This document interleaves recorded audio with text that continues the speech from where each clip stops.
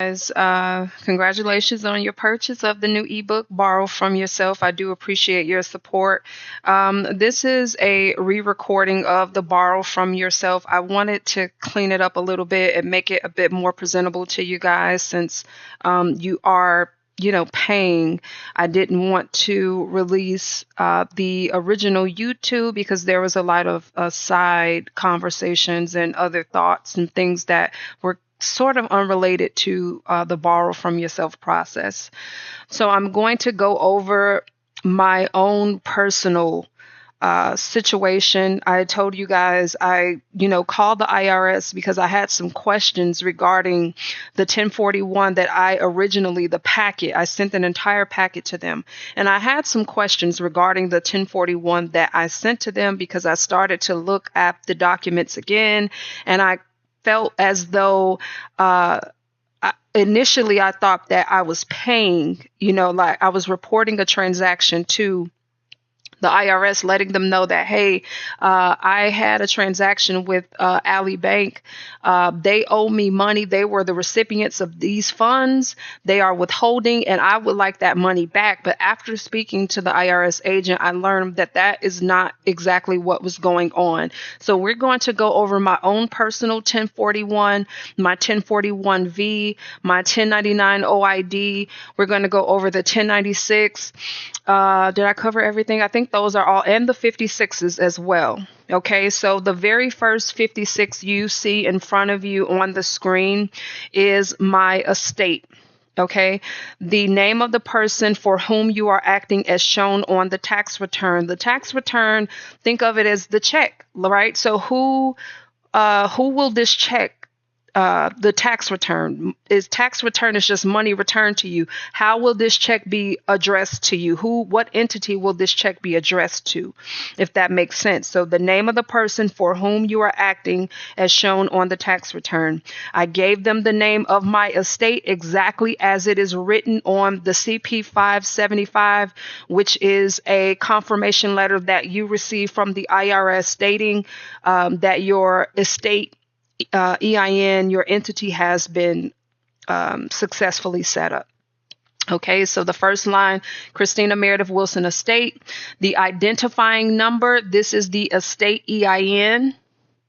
Here is the decedent's social security number with no dashes. Okay, address of person for whom you are acting. Okay, so I provided either, if you would like, if you're comfortable with using your home address, you can. If you're not, you can just use your P.O. box. Okay, so provide the address, P.O. box, whatever the case may be, for address of the person for whom you are acting. Keep in mind that when you provide this address for the estate, that is where the check, if you're requesting a physical copy of the check, that is where the check is going to be sent. So be sure that you have access to that mailbox, that there's nothing going on with that mailbox so that you can receive the payment from the IRS. The next box, enter your city, town, and zip. It's pretty straightforward. Okay, for the fiduciary box, Christina, this hyphen Meredith Wilson, that is my executor. So I identified my executor on the line that requests the fiduciary's name. Okay. The next line, the address of the fiduciary. I just said that the fiduciary is in care of, and then I provided the home address. My home address was listed here. I provided the city, town, state, and zip code here. Telephone number is optional. It says optional. You have the option of putting your telephone number or leaving it off if you're not comfortable with that. I've never received a call. I have entered my phone number, but I've never gotten a call from the IRS. Okay. Down here, it says authority. Okay. This question wants to know, the fiduciary has the power to tap the accounts. Okay, it has the power to tap the decedent's account, who was a banker, an investor. They want to know, where did you get this authority from? Okay, your authority came from, now, on my new 56s, I checked box E, valid trust instrument and amendments. That valid trust instrument was the Social Security card. That was the card giving me the authority, or my decedent, the authority to do what it is that we're doing now. That's where my authority comes from. And also, other is checked. Other described by assignment at birth in SS4. I got this from Patrick originally. So I got this information from Patrick. I agree with it. Like, yeah, we were assigned our birth certificates and our social security cards at birth.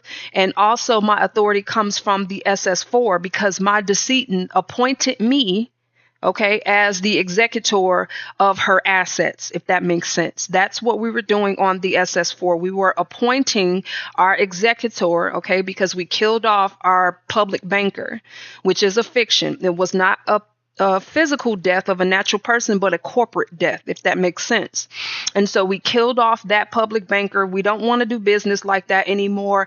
And we brought that banker back as an executor, okay, to manage all of the assets that that public banker issued or created, or accounts that public banker created while she was living, okay? And so that's where we got our authority. So from the SS4 in the ebook, you're going to see per SS4 and per SS5, because the SS5 application was the application that our parents filled out on our behalf when we were issued the Social Security card. So in the other box, it says per SS4 and per SS5. You are free to modify or change that information if you would like. Next, we have 2A is blank, 2B. If box 1C, 1E, 1F, or 1G is checked, enter the date of appointment, taking office, or assignment, or transfer of assets. I just put the date that I turned 25. You don't have to use that date if you don't want. If you're comfortable using today's date, there's really no wrong answer. I've sent multiple 56s, and I would change like certain information to see would there be some sort of impact, and there was no change. So whether or not you want to put the date that you turned 25, the date that you turned 18, technically you were considered a legal adult, or if you just want to put today's date, it doesn't matter. Okay. Nature of tax liability and notices. Okay, so this is where you're telling the IRS that, listen, IRS, I'm going to be doing some things here. Okay, don't worry. I have my proper authority. I'm going to be putting in some tax forms regarding an estate. I'm going to send you a 1041. I'm going to be sending you some 1099s, a 1096. A 1041 voucher or 1040 voucher if you don't have your estate, and the 1099 OID, which I covered in 1099s. I'm just going to be sending these tax documents into you. Don't worry. Don't freak out. Okay, that's all. This is just a notice. Okay, you're just giving the IRS a courtesy, a notice to let them know that you are, as the fiduciary, you're going to be tapping the accounts. Okay, that's all that this is. It's just a notice. So don't worry. All right, so in part 2, where we talk about revocation or termination of notice, I checked C, other, describe. I put the name of my executor. This is my executor, is sole senior fiduciary. Okay, so I am the master here. I am the one with the power and the authority to tap these accounts. Okay. You see, I just signed executor, a receiver. Okay, I am in receivership to receive the assets from the decedent, and then I dated. That was it. Okay, now moving on to the next 56, identification. Now, this is the name of my decedent. Okay, this is the name of my deceased person. Your name, depending on, and I based this off of the correspondence that I got from the IRS, because that is how my name is written on my IRS account. It's written Christina M. Wilson. Yours may be slightly different. It could be your first and last name. It could be your first, middle, and last name. I have seen all of those. So if you want, just double check with the IRS, or you can log on like the IRS online, like you would if you were checking, let's say, to see if you completed a tax return like for the year, and it would tell you, it would give you the format of the name. Or you can call up the IRS and just ask, can you tell me how my name is formatted for this account? Is it my first name, middle initial, last name? Is it my first, middle name, last name? You can call them up and ask them, and they'll tell you. Okay, so here I put my decedent's name. Here I put my executor's, my estate EIN number. Sorry, not my executor, but here's my estate EIN number. Next to it is the decedent's social security number with no dashes. That is a closed account. Okay, so when you see a number, your social security number with no dashes, that is a closed account. Okay, that account is only authorized for set off and adjustment. Okay, and you're adjusting it, you're withdrawing from it. That is an adjustment. Okay, so it has no dashes, but a social security number with dashes is an open account, so it can receive and it can withdraw. You can do both when the dashes are present in the social security number, but when they are not, this is considered a closed account. The closed account is for set off and adjustment. Okay, same. What is the address of the person for whom you are acting? Okay, it's okay if the addresses are the same. These addresses are the same, even though it's redacted. I'm just protecting my private information. But these two addresses are the same, and the 56s and the 1040, everything processed just fine. I put my city, town, state, and zip, fiduciary's name. So I'm notifying the IRS. IRS, listen. I am the fiduciary of this entity, Christina M. Wilson, and I am also the fiduciary of the estate. Okay, because we're going to be utilizing these two entities to facilitate the borrowing process. Okay, borrowing from our treasury, borrowing from our own resources. All right, and so the authority is the same as before. Other described by assignment at birth and SS4. In the ebook, it says by the per SS5 and per the SS4, because again, the SS5 was the instrument that our parents filled out for us when we were born, creating the Social Security Trust or the Treasury account. Okay, also, I check box E, valid trust instrument, again, referring to that Social Security. It's a trust instrument. That's exactly what it is. Okay. Here it's the same.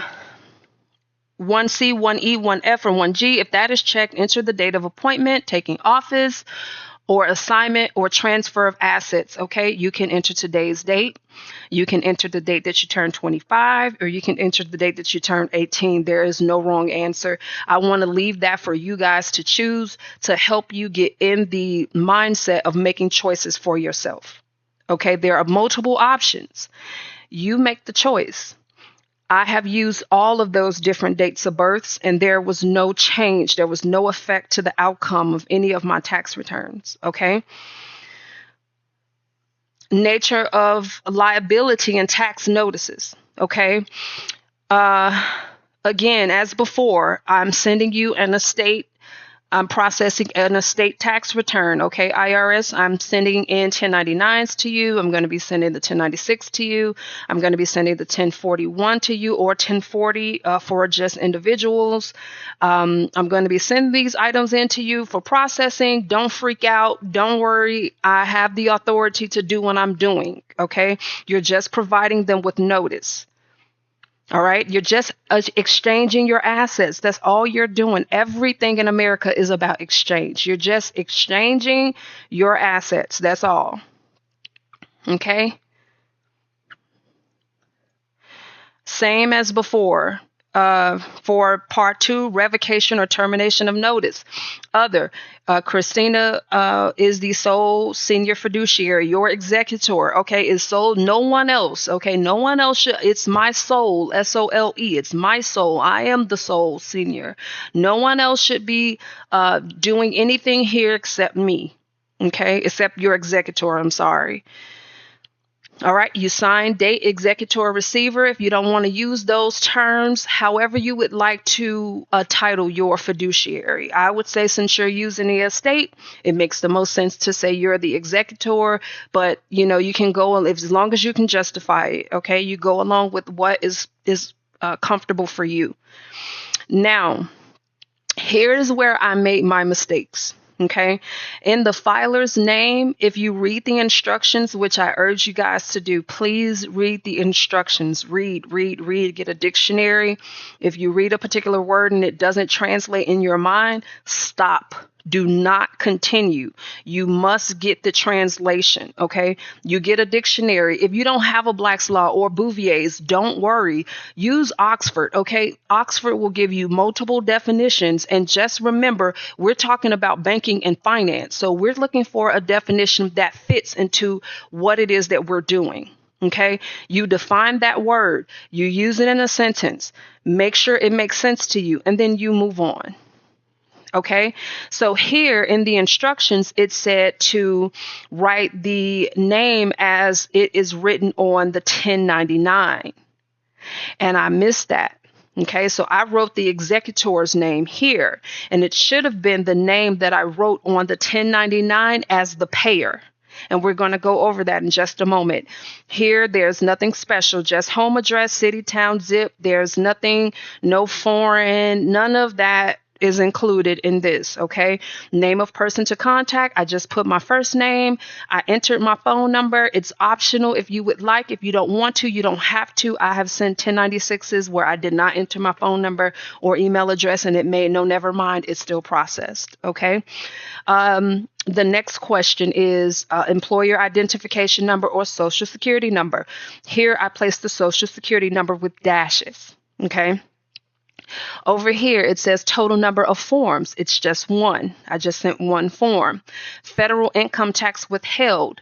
I said $35,137. So what I was thinking was this was the money that I paid to Ally Bank for my car before I knew that I was not obligated to pay this extra money, that the transaction was complete back in 2017 once I issued the promissory note.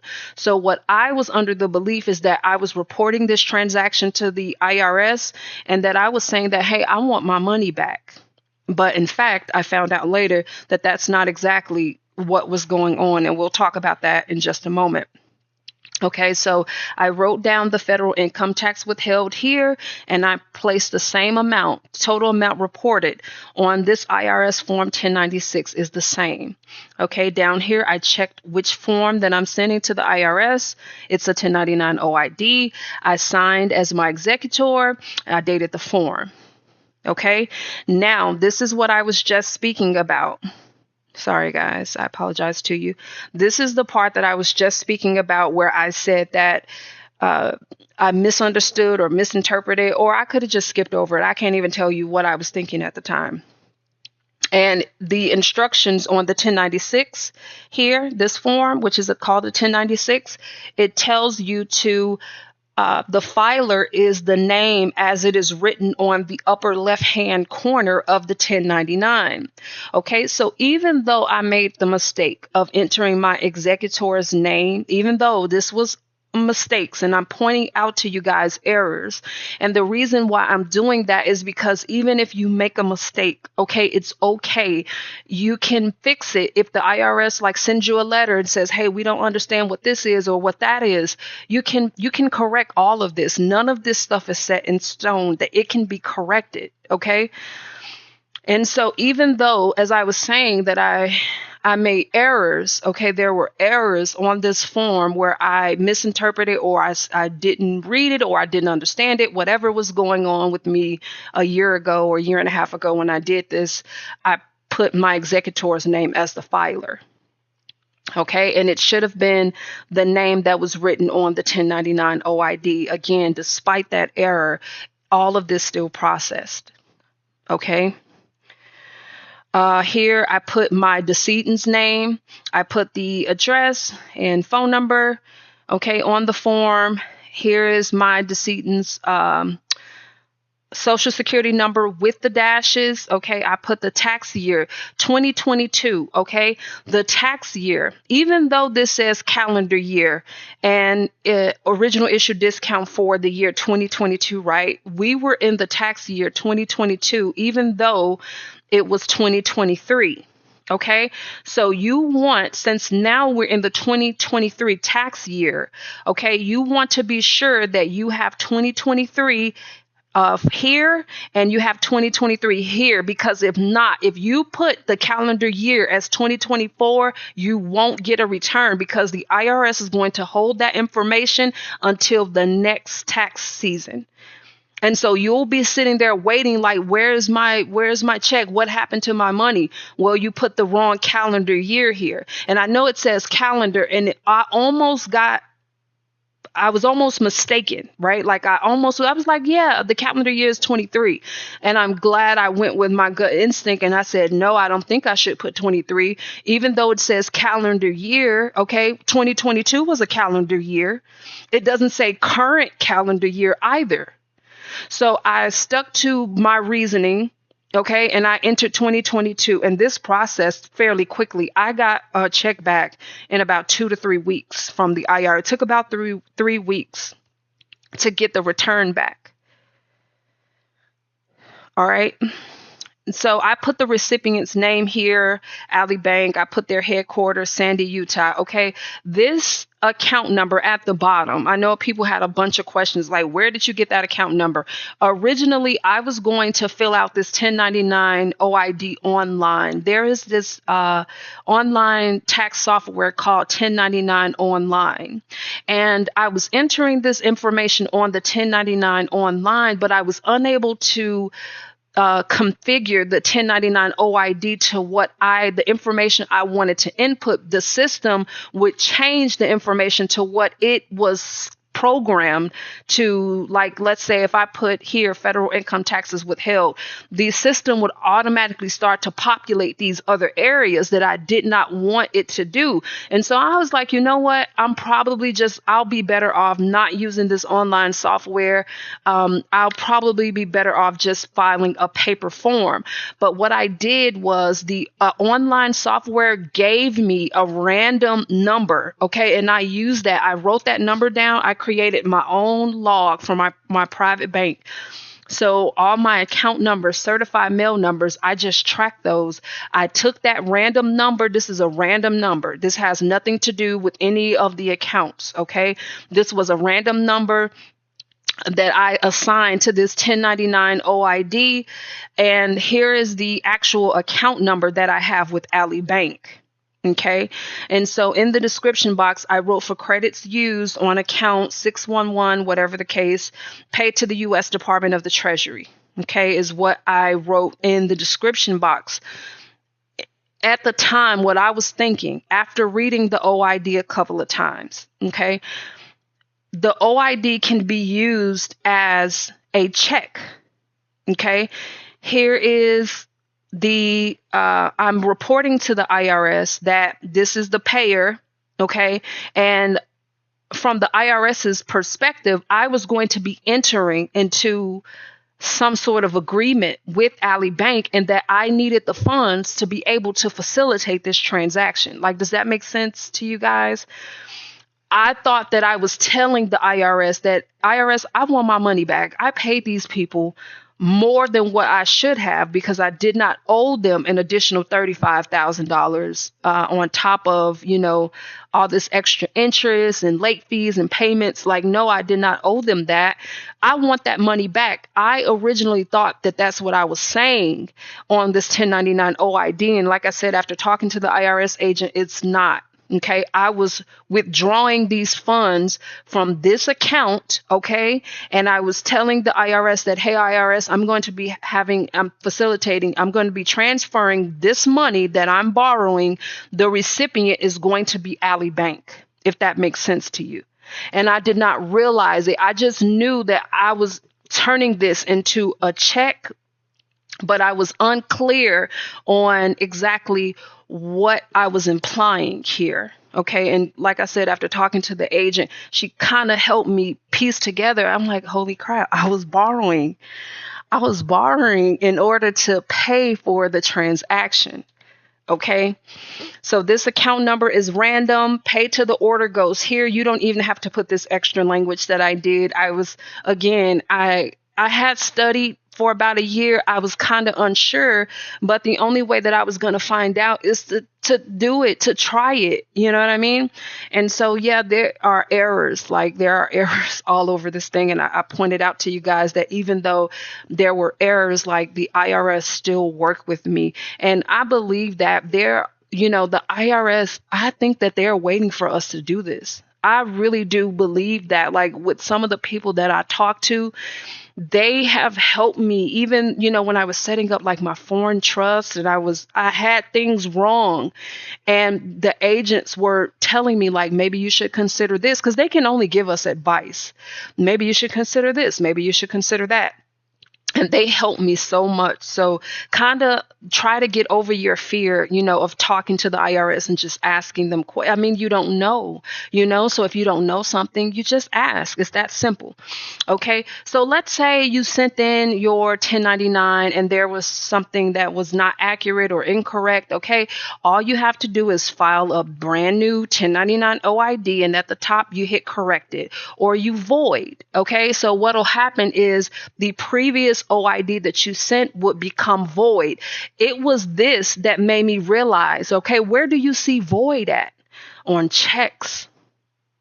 And I didn't see this on any of the other 1099s. And so as I was reading it, I said that, holy crap, I think this might be a check. And I was right. Okay. Okay, so that's it for that one. All right, so now we're talking about the 1041. Okay, it's my decedent's estate. Okay, it's my decedent is a debtor. Okay, it's a debtor to me, right? Not a debtor to any of the other corporations. It's a debtor to, it owes me. Okay, and so on my tax return, here's the name of my estate. I put my employer identification number, the date the entity was created. Okay. On your CP 575, which is your confirmation letter that you got from the IRS, it states the date that you set up this entity. You want to enter that date right here. Okay. And just move on. That's all it wants. When did you set up the entity? Look at your CP 575. If I set the entity up for you, just go into your email, open up that CP 575 confirmation letter and look at that date and just write the date down right here. Name and title of fiduciary. This is my executor. Okay. Number, my home address, city, town, state, zip. Okay. I also want to point you guys' attention that you can make changes, okay? So let's say you sent in a 1041 and there were errors, okay? You redo the 1041 and you click here to say this is an amended return, okay? Let's say you decided you wanted to change your fiduciary's name, which I did. I didn't see the need to have my fiduciary's name this long, so I just cut it down to Christina Wilson. I hit change in fiduciary's name, and then I cut my name down to just my first and last name, executor. And again, it updated the IRS's records for my fiduciary. If you need to change the fiduciary's address, let's say if you moved or you're relocating to somewhere else, okay, you would click this box and just enter the new address, and the 1041 will automatically update this information for you. Okay, I just wanted to bring that to your attention. Or like change in name, like let's say you wanted to change the name, or you want to add a middle name, or you want to take out a middle name, whatever it is you want to do, you can make those changes right down here. Okay. Everything is 0. Okay. 0, 0, 0. All right. Make sure you sign the form, date it. You know what? All of these are not 0, and I'm going to go over the parts where I left off the values. But again, even though I had errors, guys, and that's why I'm showing this to you to kind of help with, I know it's scary. Like, the IRS is scary. I'm terrified. I don't know what may come of this. Okay. To try to help you overcome some of those fears and uncertainties. Okay. And I'm going to show you even the mistakes I made. That's why I'm using my 1041 instead of using the newer examples that I placed within the ebook. Okay. So here I clicked federal income tax withheld if any is from forms 1099. Yes, it is. The federal taxes withheld is on that check, that 1099 OID. It's that check is holding the money. It's being withheld from me. And so we're sending the OID into the IRS to exchange that OID for a treasury check, for an asset that we can use for that value. Does that make sense? Everything is exchange. Okay, so we're sending this OID into the IRS and saying, hey, can you exchange this for me? And then send it to my estate as a return. Does that kind of, make sense to you guys? So here, box 14, I click, if any is for forms 1099, check here, and I enter the value. Okay, down here it says total payments, add lines 12 through 15 and 16C through 18. Enter here and on page 1, line 26. So I entered it here. Page 1, line 26. I forgot it, guys. You see, I forgot it. I've total payments. I forgot it. But even though I forgot it, it's still processed. So don't freak out if you make a mistake. Okay. It's okay. All mistakes, everything can be amended. I don't care if you get a frivolous filing. I don't care what they send you. Okay. It can be corrected. It can be voided. Okay. Hopefully that make you guys, it made me feel better when I found that out. I can void it. I can amend it. I can. Okay, I see. I kind of understand now, so I don't feel so anxious and scared. Okay. So I made a mistake here and I didn't enter the $35,137 as instructed. Okay. And it also says, if line 26 is larger than the total of lines 24, 25, and 27, enter the amount overpaid.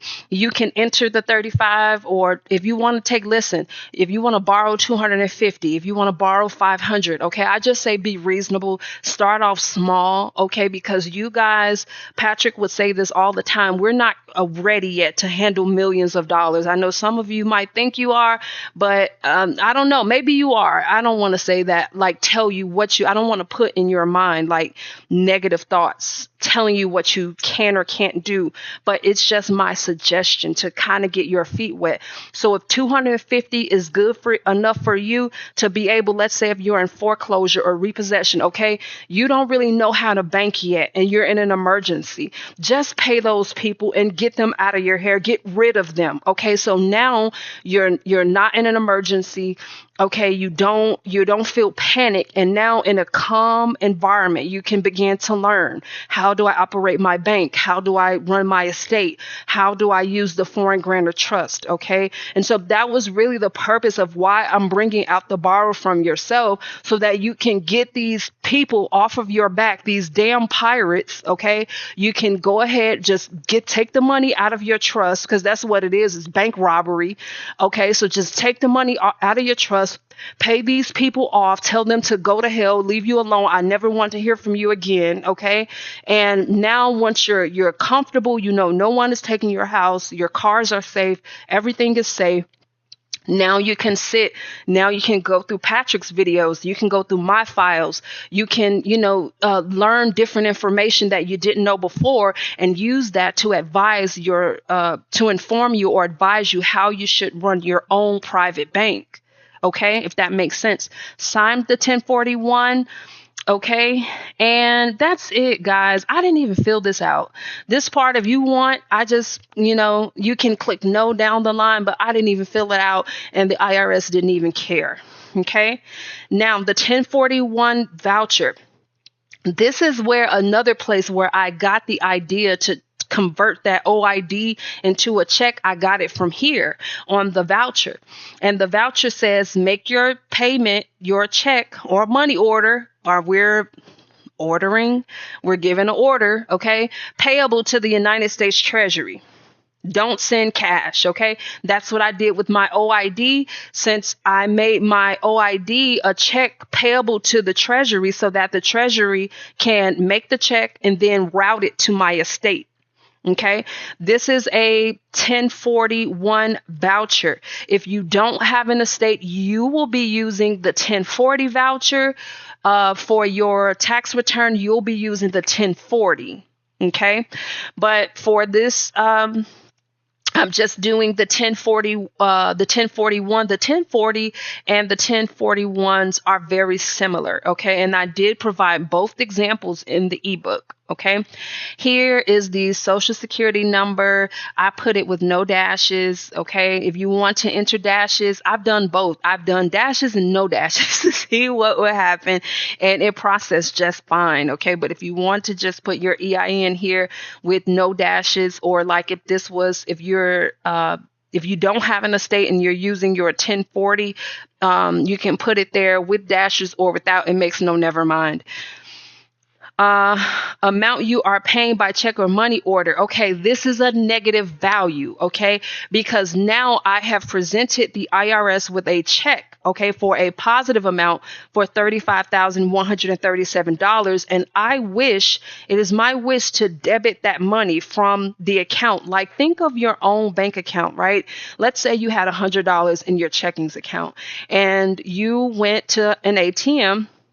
You stuck your debit card into the ATM and you said, hey, I got $100. I want to take that out and use it, right? So when you would enter how much do you want to withdraw, that withdrawal creates a negative $100. So a positive $100 and a negative $100 is zero. And then you get $100 in cash. Does that make sense? We're doing the same thing except with paper. Okay. And your utilities are your decedent and your estate. Okay. They are transmitters like an ATM, like an automated teller. Okay, they're transmitting these funds to you. Okay, just with paper. All right, here I enter the name of the estate, the fiduciary's name, the address, the city, state, and zip code. Okay, and the result, we all know. Okay, I've shown this check a couple. I wanted to show others, guys, but like, it's been some crazy stuff going on. I have people like showing up at my house and my address kind of got leaked. And just to protect myself and my family, like, I don't want to release too much financial information. So again, I'm not trying to gatekeep or withhold information. It's just for my safety and my privacy. Okay. But I got it from Ogden.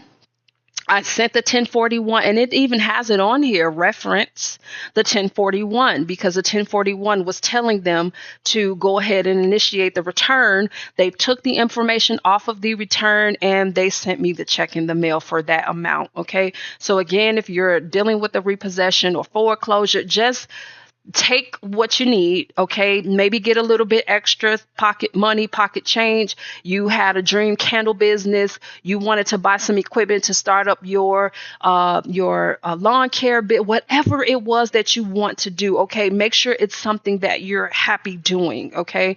Make sure it's something you're going to be comfortable with doing. Your private bank is just to manage your assets. Okay. The money that you earn and that you make, but you don't have to name your, like, your private bank is where you store all of your assets, but you're free to name your businesses to give them whatever, Jasmine's bakery. You know what I mean? You're free to use that DBA under your private bank so that, they don't really know what your private bank, they don't need to know your private bank's name. You can just use that DBA to do business. Okay. Jerry's Lawn Care Service. Okay. You can establish an unincorporated DBA and you do business. Okay. So take a little bit extra, get what it is that you need to start up that business. Okay. And then you can begin to operate and earn money.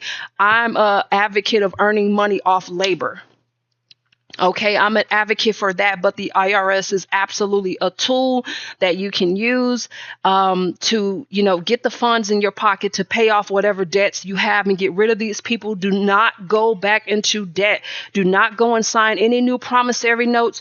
You will not be conducting business in that manner again. If you choose to do business in that manner after everything you have learned and everything you know up to this point, you're totally on your own with that. Okay, but you can absolutely borrow the money from your treasury. Sorry, I got tongue tied. Your estate, okay, and pay off whatever debts you have, and now you're free and clear. Okay, you can go ahead and focus on what have you always wanted to do. There is something, I don't care what it is. You wanted to open a daycare. You wanted, it does not matter. Make sure it's something you're happy with doing. Okay, and go for it and do it. Okay. I think I have covered just about everything. Again, guys, I do appreciate your support for the ebook. I was trying to get it out to you as quickly as possible because what I realized was that I have more followers in emergencies than I do followers that are just kind of looking for help with setting up their banks and managing their assets. So I thought that this would be a more beneficial approach for you guys to just listen. It's easier for them to just go ahead and borrow the money from their own trust and their own estates. There's no interest attached. There's no debt attached. You don't have anybody claiming to be your creditors after you, threatening you. Okay, whatever the case may be. Just borrow the money, pay these people, tell them to go to hell, and move on with pursuing happiness. Okay, so I appreciate you guys for all of your support and your encouragement. I pray and hope that this is beneficial. It has been beneficial to me. I have used this repeatedly. No one has sent any threatening letters. I have not been thrown in jail or anything crazy like that. Okay, in terms of the 8281, you do not need an 8281 for this. You are not a issuer, okay, of any publicly offered securities or anything of that nature. So the 8281 is not required to be attached or to be sent to the IRS with the OID. Okay, so don't even worry about it. I think that's it. Thank you guys again. I know you say, Christina, stop saying thank you so much, but I really do appreciate you guys. Just follow the instructions. If you want to do, this is one of the exceptions I'll make with a copy and paste. Okay. It's one of the exceptions I'll make because it's your stuff. You can't get in trouble for using your own stuff. Okay, so go ahead and use the examples I provided. Get it in the mail quickly. Okay, make sure, double check it. Make sure you got your signatures on there, that the dates are good. Send it express mail so you can get it into them quickly and start to process. Okay, if you're in an emergency, like maybe within the next couple of weeks or 2 weeks, they're talking about foreclosing or repossessing on you, file a bankruptcy. Okay, open a bankruptcy case to stop that process, and you can breathe and relax, okay, while you're waiting on the IRS to send those payments to you. Now, there is an option for you guys to have the estate checks direct deposited to you. If you look at the ebook, there's a testimonial there from a young lady. She got back much more than what I got back on her first try. And so the young lady got back about $420,000 in the name of her estate. And one of the biggest problems that she was having was that the banks, the employees at the banks, they thought that a real person had died. So they were asking her, they were like, oh, like they did me. I don't know if you guys heard my testimony when I was trying to cash my estate check. They were like, Ms. Wilson, we're so sorry for your loss. And, oh, we know that you're grieving. And I'm like, no, I just want to deposit my check. Like, it's my living estate. Okay. And so when I went in there and explained to them that, hey, this is a living estate, it's not in the same context as the death of a natural person. Okay. I'm just managing my own assets. Then I was able to get a breakthrough and I was able to deposit a check. But the young lady is still having, issues. I don't think that she was kind of able to explain it to them. I brought my birth certificate along. I brought my driver's license, my social security card. Okay. And I just showed them that, hey, this is my living estate. Okay, I am a living executor. I'm managing my estate. There's absolutely a such thing as a life estate. Okay, and I'm setting up. I just need an account, a non-interest bearing account. You don't want to mix your money in with the bank's dirty money. Okay, because they're money laundering. They absolutely are, and they'll deposit that little $1 into your account, and then they'll say, "Oh yeah, we paid all this extra interest we got. We paid that to our account holders." Okay. And that's not what they're doing. They're trying to hide what it is they're doing. And these people are disgusting. They're into sex trafficking, human trafficking, whatever you could think of. We don't want that dirty money. Keep your stinking dollar. Okay. We want a non-interest bearing account. We don't want any of your interest. We don't need your money. We don't want anything from you. Okay. We just needed a place to be able to convert our currencies, okay, our checks into digital currency, okay, something that we can use. That's all. Okay, so I was successful in opening just a regular non-interest bearing account when I explained it to them that way. The young lady heard my testimony when I was telling you guys that I had the same trouble trying to explain to the banks that a real person has not died. This is not a death of a natural person. It's a corporate entity. Okay, I'm just opening a new business entity. I am banking. I am the executor of my estate. Okay, and I just wish to open a non-interest bearing account. Can you help me? If you can't, can you please get a supervisor? And maybe I can explain it to them, in a way that they would understand that this is not the traditional estate where you need letters testamentary and all that extra. I don't need any of those things. And the supervisor of the bank opened the account for me, guys. It's that simple. And that's why I emphasize on just having confidence and getting the information so that when you go into these institutions and you start speaking to people who have never heard this before, okay, you don't sound crazy, if that makes sense. Okay, so I'm going to go. I appreciate the support, you guys. I really do. I thank you so very much. And good luck to you guys. Go out there. Borrow from yourself, from your estate. Borrow from yourself, okay? No interest attached, no debt. Pay off your creditors, and please go pursue happiness, okay? Like the Constitution says. All right, so we'll talk later, guys. Bye.